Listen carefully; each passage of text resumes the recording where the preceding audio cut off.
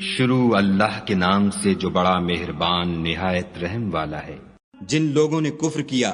اور اوروں کو خدا کے رستے سے روکا، خدا نے ان کے اعمال برباد کر دیے، اور جو ایمان لائے اور نیک عمل کرتے رہے اور جو کتاب محمد صلی اللہ علیہ وآلہ وسلم پر نازل ہوئی اسے مانتے رہے اور وہ ان کے پروردگار کی طرف سے برحق ہے، ان سے ان کے گناہ دور کر دیے اور ان کی حالت سنوار دی۔ یہ ہفتے اعمال اور اصلاح حال اس لیے ہے کہ جن لوگوں نے کفر کیا انہوں نے جھوٹی بات کی پیروی کی، اور جو ایمان لائے وہ اپنے پروردگار کی طرف سے دین حق کے پیچھے چلے۔ اسی طرح خدا لوگوں سے ان کے حالات بیان فرماتا ہے۔ جب تم کافروں سے بھڑ جاؤ تو ان کی گردنیں اڑا دو، یہاں تک کہ جب ان کو خوب قتل کر چکو تو جو زندہ پکڑے جائیں ان کو مضبوطی سے قید کر لو، پھر اس کے بعد یا تو احسان رکھ کر چھوڑ دینا چاہیے یا کچھ مال لے کر، یہاں تک کہ فریق مقابل لڑائی کے ہتھیار ہاتھ سے رکھ دے۔ یہ حکم یاد رکھو، اور اگر خدا چاہتا تو اور طرح ان سے انتقام لے لیتا، لیکن اس نے چاہا کہ تمہاری آزمائش ایک کو دوسرے سے لڑوا کر کرے، اور جو لوگ خدا کی راہ میں مارے گئے ان کے عملوں کو ہرگز ضائع نہیں کرے گا، بلکہ ان کو سیدھے رستے پر چلائے گا اور ان کی حالت درست کر دے گا، اور ان کو بہشت میں جس سے ان کو شناسا کر رکھا ہے داخل کرے گا۔ اے اہل ایمان، اگر تم خدا کی مدد کرو گے تو وہ بھی تمہاری مدد کرے گا اور تم کو ثابت قدم رکھے گا، اور جو کافر ہیں ان کے لیے ہلاکت ہے اور وہ ان کے اعمال کو برباد کر دے گا۔ یہ اس لیے کہ خدا نے جو چیز نازل فرمائی انہوں نے اس کو ناپسند کیا تو خدا نے ان کے اعمال اکارت کر دیے۔ کیا انہوں نے ملک میں سیر نہیں کی تاکہ دیکھتے کہ جو لوگ ان سے پہلے تھے ان کا انجام کیسا ہوا؟ خدا نے ان پر تباہی ڈال دی،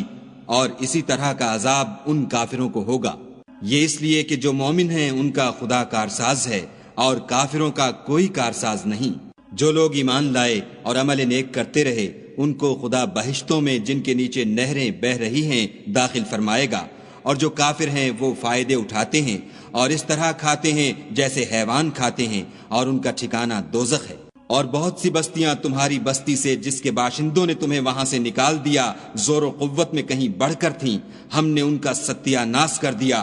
اور ان کا کوئی مددگار نہ ہوا۔ بھلا جو شخص اپنے پروردگار کی مہربانی سے کھلے رستے پر چل رہا ہو وہ ان کی طرح ہو سکتا ہے جن کے اعمال بد انہیں اچھے کر کے دکھائے جائیں اور جو اپنی خواہشوں کی پیروی کریں۔ جنت جس کا پرہیزگاروں سے وعدہ کیا جاتا ہے،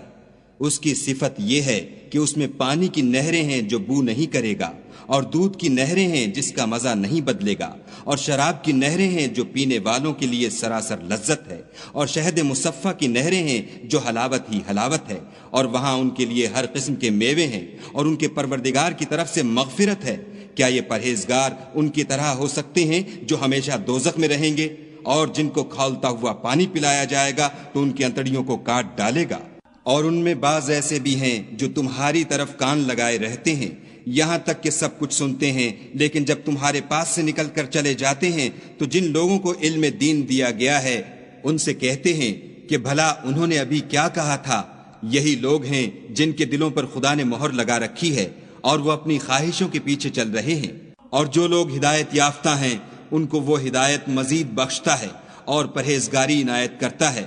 اب تو یہ لوگ قیامت ہی کو دیکھتے ہیں کہ ناگہاں ان پر آ واقع ہو، سو اس کی نشانیاں وقوع میں آ چکی ہیں، پھر جب وہ ان پر آ نازل ہوگی اس وقت انہیں نصیحت کہاں مفید ہو سکے گی۔ پس جان رکھو کہ خدا کے سوا کوئی معبود نہیں، اور اپنے گناہوں کی معافی مانگو، اور مومن مردوں اور مومن عورتوں کے لیے بھی، اور خدا تم لوگوں کے چلنے پھرنے اور ٹھہرنے سے واقف ہے۔ اور مومن لوگ کہتے ہیں کہ جہاد کی کوئی صورت کیوں نازل نہیں ہوتی، لیکن جب کوئی صاف معنوں کی صورت نازل ہو اور اس میں جہاد کا بیان ہو تو جن لوگوں کے دلوں میں نفاق کا مرض ہے تم ان کو دیکھو کہ تمہاری طرف اس طرح دیکھنے لگیں جس طرح کسی پر موت کی بے ہوشی طاری ہو رہی ہو، سو ان کے لیے خرابی ہے۔ خوب کام تو فرما برداری اور پسندیدہ بات کہنا ہے، پھر جب جہاد کی بات پختہ ہو گئی تو اگر یہ لوگ خدا سے سچے رہنا چاہتے تو ان کے لیے بہت اچھا ہوتا۔ اے منافقو، تم سے عجب نہیں کہ اگر تم حاکم ہو جاؤ تو ملک میں خرابی کرنے لگو اور اپنے رشتوں کو توڑ ڈالو۔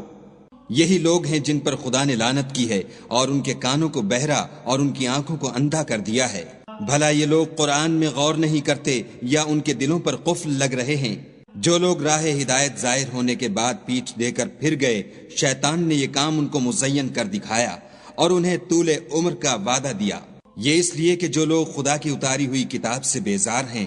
یہ ان سے کہتے ہیں کہ بعض کاموں میں ہم تمہاری بات بھی مانیں گے اور خدا ان کے پوشیدہ مشوروں سے واقف ہے۔ تو اس وقت ان کا کیسا حال ہوگا جب فرشتے ان کی جان نکالیں گے اور ان کے منہوں اور پیٹھوں پر مارتے جائیں گے۔ یہ اس لیے کہ جس چیز سے خدا ناخوش ہے یہ اس کے پیچھے چلے اور اس کی خوشنودی کو اچھا نہ سمجھے، تو اس نے بھی ان کے عملوں کو برباد کر دیا۔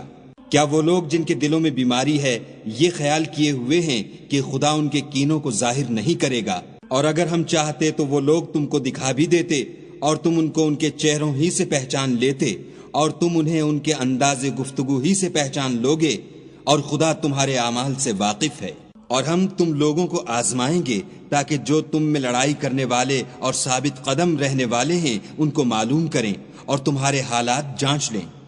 جن لوگوں کو سیدھا رستہ معلوم ہو گیا اور پھر بھی انہوں نے کفر کیا اور لوگوں کو خدا کی راہ سے روکا اور پیغمبر کی مخالفت کی، وہ خدا کا کچھ بھی بگاڑ نہیں سکیں گے اور خدا ان کا سب کیا کرایا اکارت کر دے گا۔ مومنو، خدا کا ارشاد مانو اور پیغمبر کی فرما برداری کرو اور اپنے عملوں کو ضائع نہ ہونے دو۔ جو لوگ کافر ہوئے اور خدا کے رستے سے روکتے رہے پھر کافر ہی مر گئے، خدا ان کو ہرگز نہیں بخشے گا۔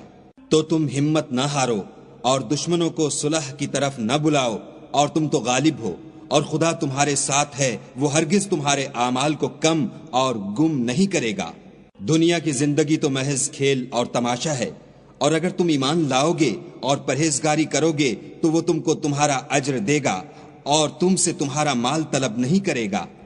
اگر وہ تم سے مال طلب کرے اور تمہیں تنگ کرے تو تم بخل کرنے لگو، اور وہ بخل تمہاری بدنیتی ظاہر کر کے رہے۔